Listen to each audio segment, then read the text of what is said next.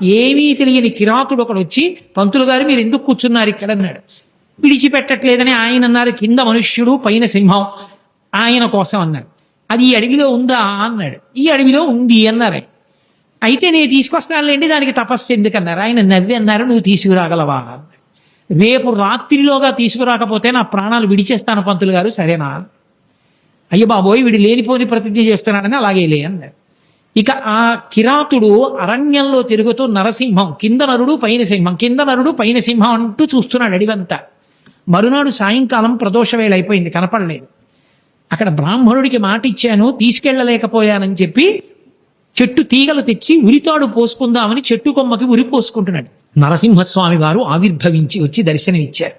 OC దిక్కుమాలిన మృగమా, ఇంతసేపటి నుంచి వెతుకుతున్నానా, బ్రాహ్మణుడికి చూపిస్తానని ఎక్కడ దాక్కున్నావే అని చేతిలో ఉన్న తీగలు తీసి నరసింహస్వామిని కట్టి ఈడ్చుకొచ్చాడు. ఈడ్చుకొచ్చి పద్మపాదాచార్యుల వారి దగ్గర నిల్చోబెట్టాడు. ఆయనకేం కనపడలేదు. ఏమిటి నరసింహస్వామి వచ్చారంటావేమిటన్నారు.